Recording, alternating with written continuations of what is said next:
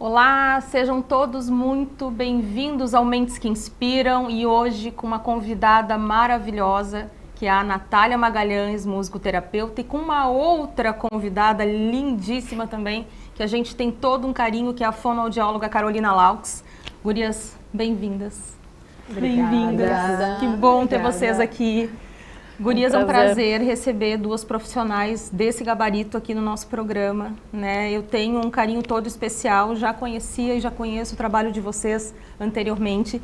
E eu quero que as pessoas que estão nos vendo consigam ter esse mesmo carinho, essa mesma admiração que eu sinto pelo trabalho das duas, né? Numa área que é tão importante, que é a inclusão, que é a terapia para dar funcionalidade, dignidade para as crianças de inclusão.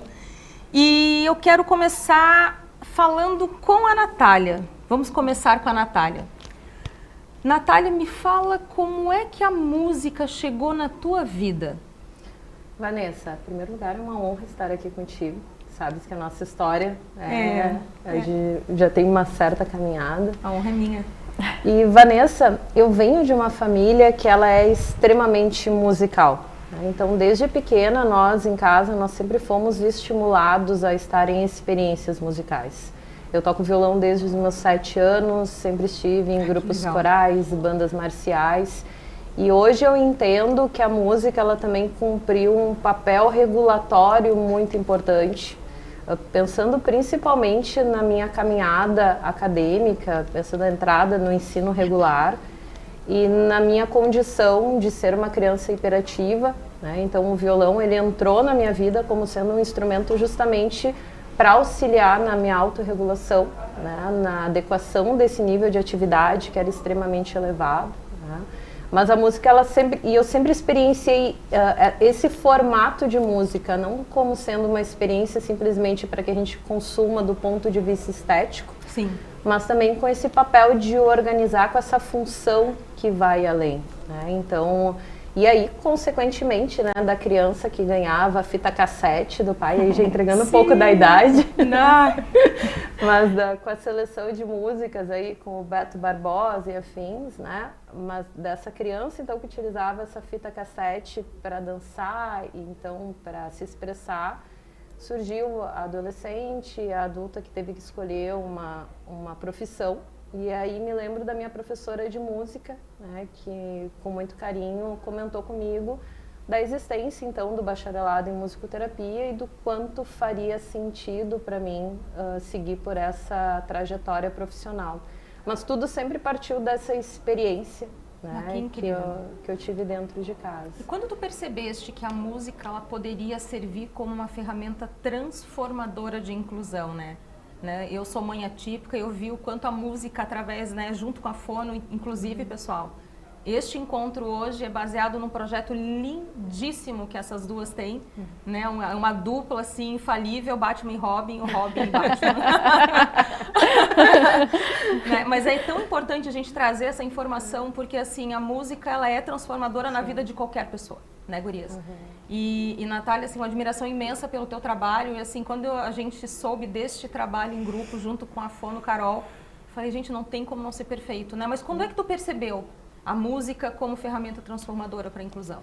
Vanessa, quando a gente entende que estando em uma experiência musical, a gente consegue colocar como parte dessa experiência pessoas que sabem cantar, que não sabem cantar, pessoas que estão passando por diferentes quadros de ansiedade, de depressão, que tem alguma limitação motora, e todas essas pessoas com as suas histórias de vida, com as suas particularidades, elas conseguem estar em conjunto em uma mesma experiência musical. É inevitável a gente não lembrar da inclusão no seu conceito ou naquilo que deveria ser a nossa inclusão, tá? Então, é justamente quando nós estamos juntos e a gente consegue compartilhar de um mesmo evento musical, é justamente essa cena, esse recorte da vida que nos remete diretamente à inclusão.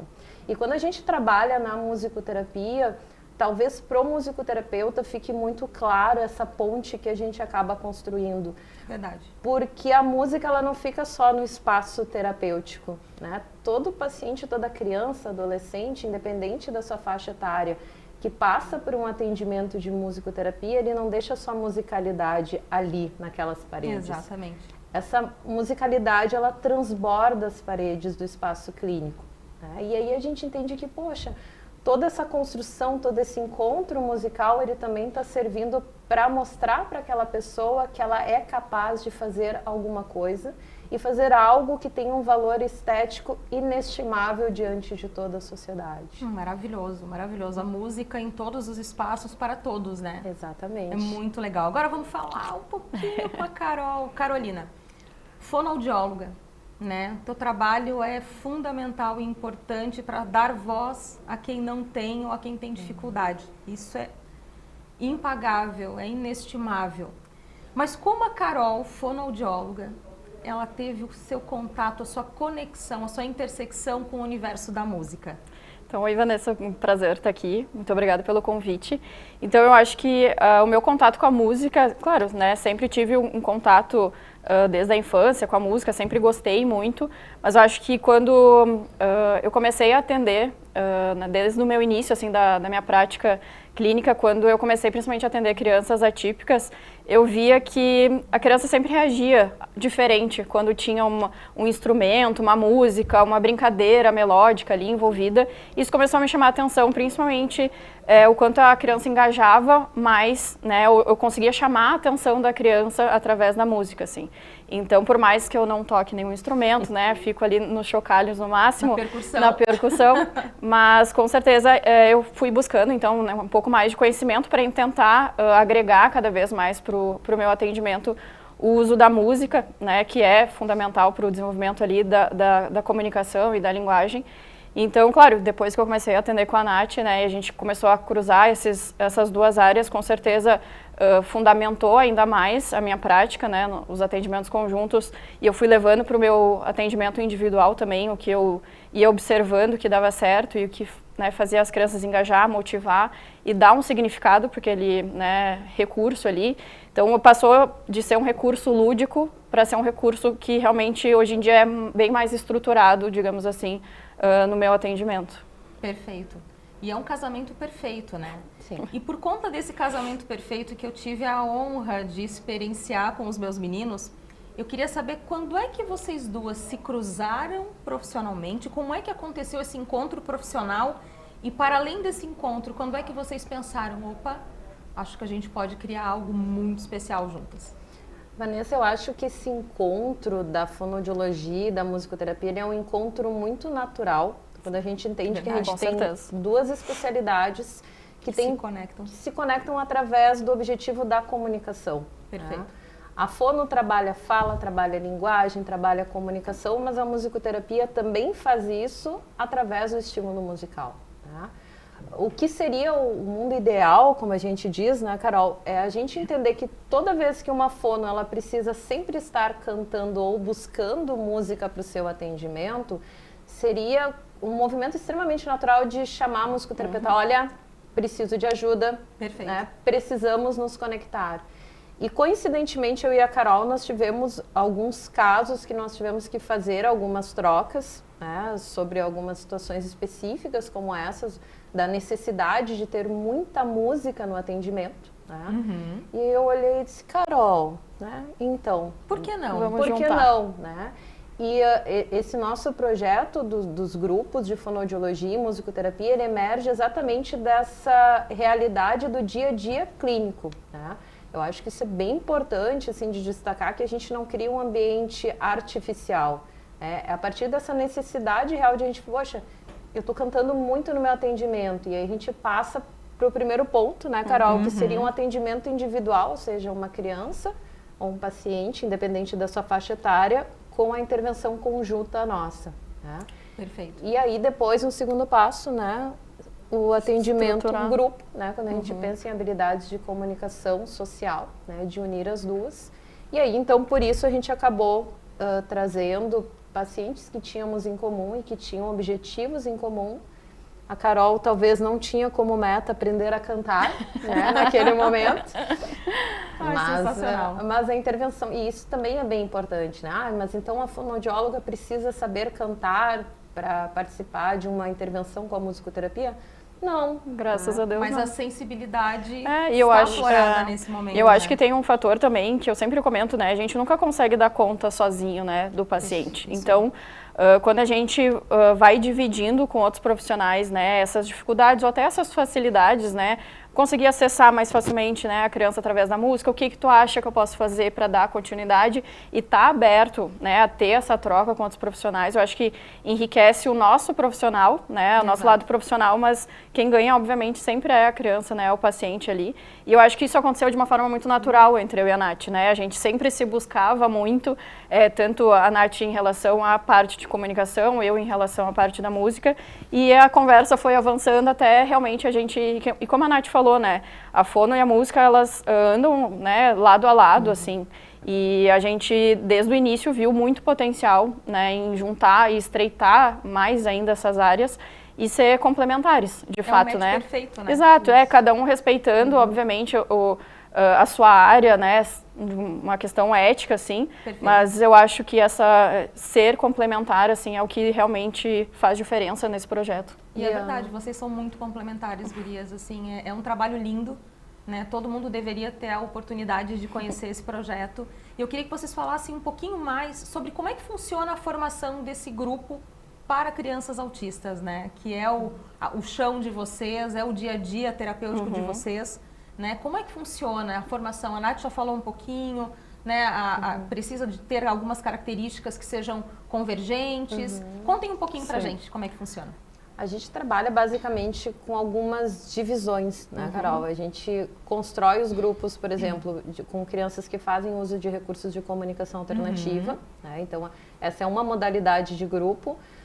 A gente tem os grupos de pragmática, que seriam aquelas crianças que já têm um vocabulário, que já tenham, pensando em termos de habilidade de fala, de linguagem, um certo score, mas que ainda tem dificuldades em fazer um uso funcional de todo esse instrumental. Sim. E também as crianças que têm algum atraso motor ou quadros de apraxia de fala, que daí é um outro grupo. A gente entende que são 3 modalidades de estímulos completamente diferentes e exatamente por isso o número de participantes varia, né? O grupo de comunicação alternativa, por exemplo, pela necessidade de modelagem, é um grupo que tem menos integrantes. O grupo de pragmática, em que a gente não precisa modelar, dar tantos modelos, é um grupo que tem mais integrantes, né? Mas a gente daí faz uma avaliação do perfil da criança, né? Diagnóstico, funcionalidade, habilidades comunicativas, musicalidade também, né? A parte de responsividade auditiva, levando em consideração os casos daqueles que têm alguma sensibilidade,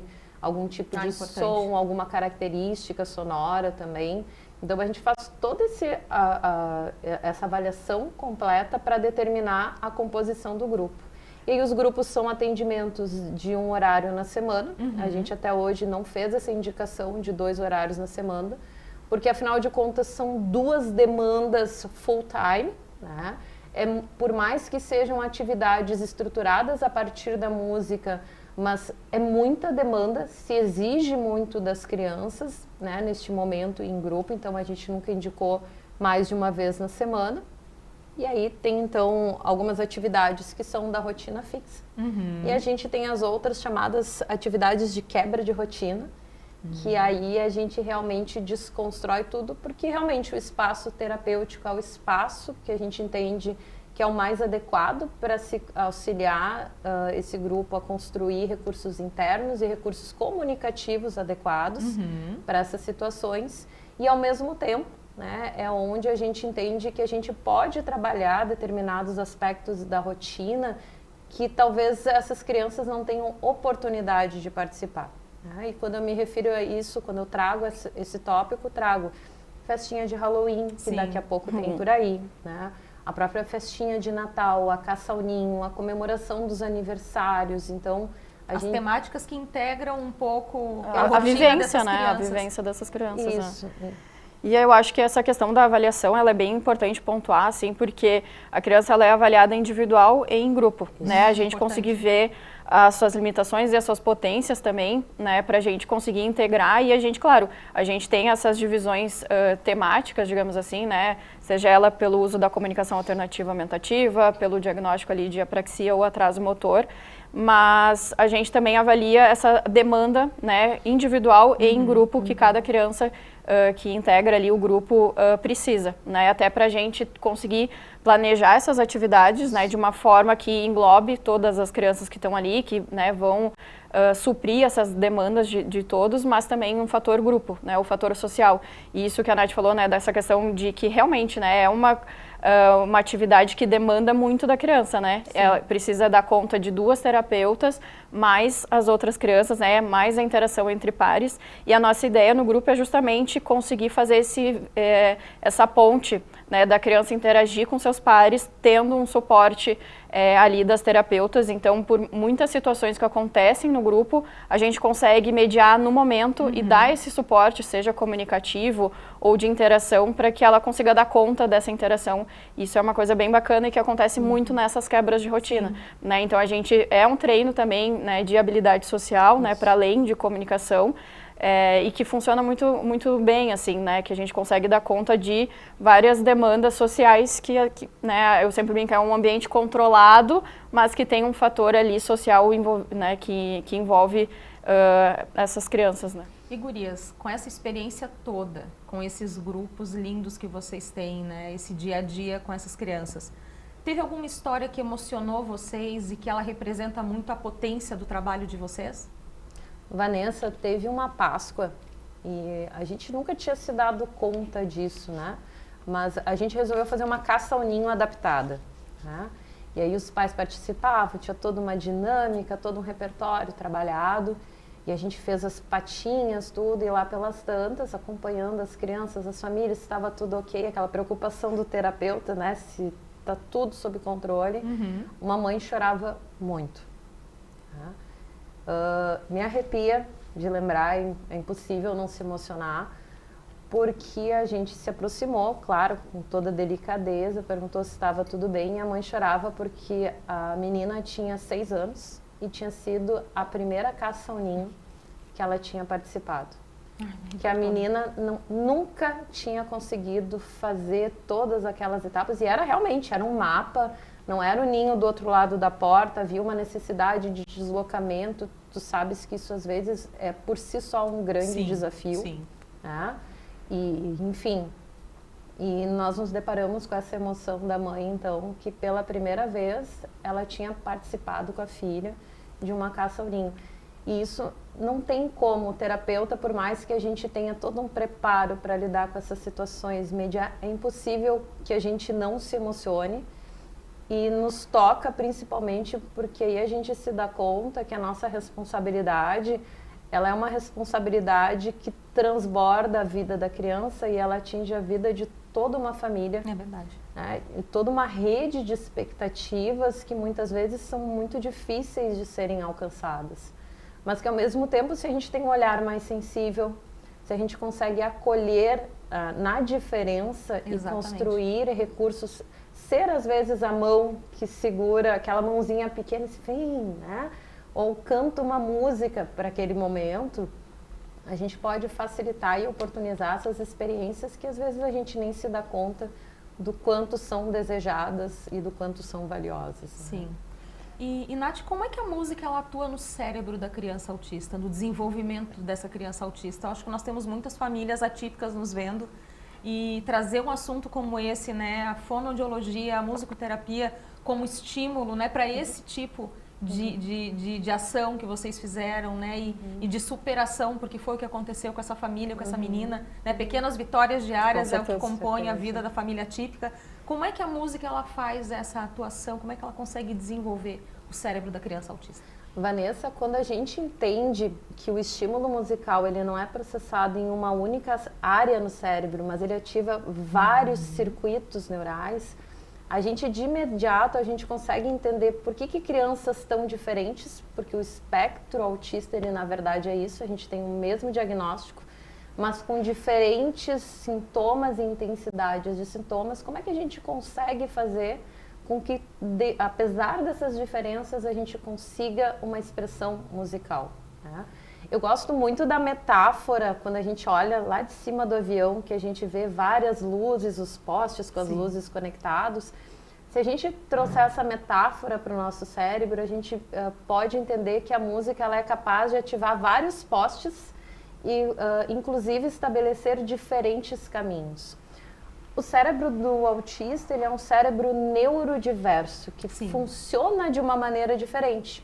Ele não tem uma lesão, ele não tem nenhuma área que não esteja ativa. Então, a gente, com o estímulo musical, a gente consegue construir caminhos alternativos, né?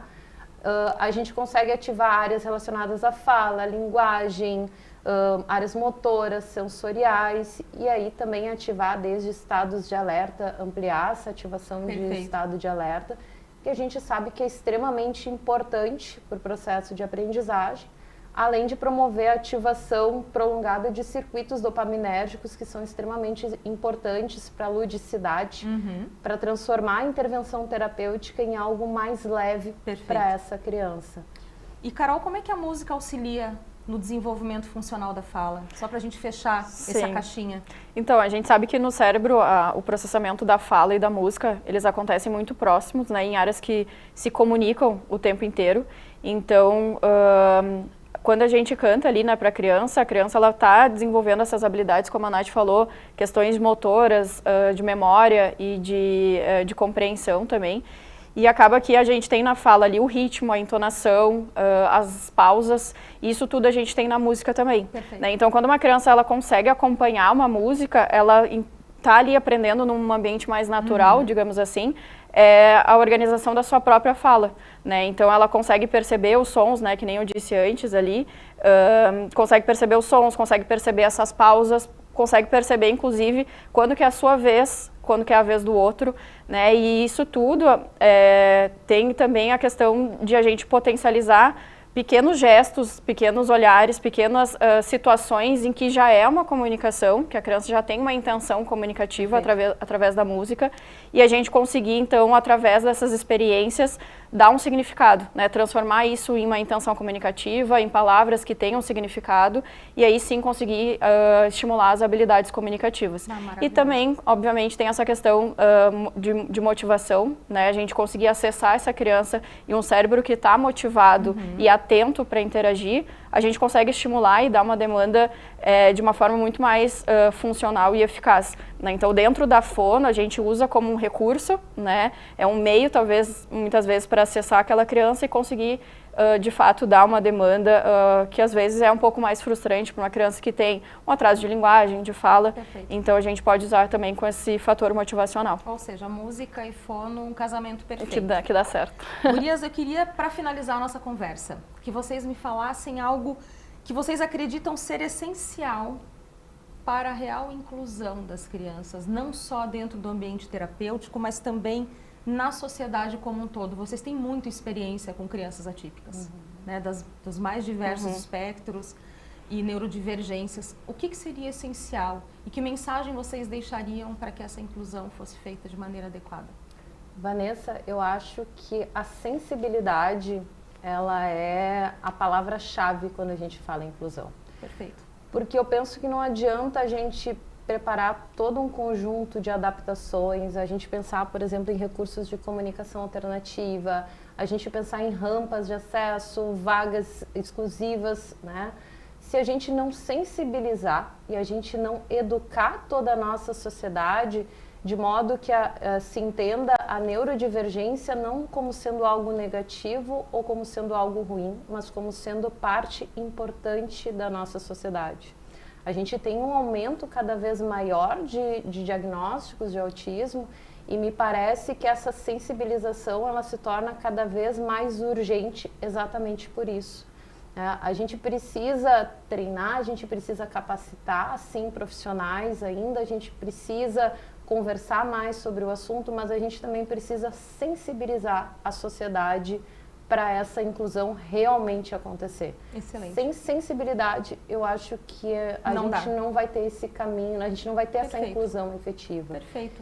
E a mensagem que eu deixo é que eu penso que qualquer vitória, por mínima que possa ser, a gente sempre deva valorizar, né? É isso. É importante a gente não fazer comparativos, né? É importante a gente sempre centrar o olhar, e eu acho que isso para todas as famílias deveria ser fundamental, direcionar o olhar para aquele amor, para aquele desejo da maternidade, da paternidade. Perfeito. Né? E entender que toda e qualquer vitória, por menor que ela seja, ela é gigantesca no mundo daquela criança. É isso aí, maravilhoso. Obrigada, Nath. Carol? E eu acho que, para mim, essa questão da inclusão, ela parte de uma mudança de olhar, realmente, né? A gente conseguir potencializar o que tem de melhor, né? As potências dessas crianças, e a gente consiga fazer com que elas pertençam, né, nos lugares. Eu acho que isso é bem importante, esse olhar e entender que a sociedade faz parte disso, né? Não é só as famílias, não é só os terapeutas ou quem convive com crianças atípicas. A sociedade como um todo precisa estar mais sensível, precisa enxergar essa criança, né, que precisa estar nesses locais e, claro, precisa ter um ambiente adaptado, sensível, né, para elas, mas que elas precisam se sentir pertencentes, né, e essas famílias também. A família e a sociedade, ela tem esse papel, né, e a gente precisa se autorresponsabilizar também em relação a isso, para que a gente garanta essa entrada e, enfim, essa permanência, né, dessas famílias, dessas crianças, em onde elas quiserem, né, e cada um do seu jeito. Maravilhoso. Gurias, vocês são necessárias. Muito obrigada por terem aceitado o convite de conversar conosco. A gente que agradece. E esse é o Mentes que Inspiram, transformando histórias em inspiração e também em ação. Obrigada, gurias. Obrigada.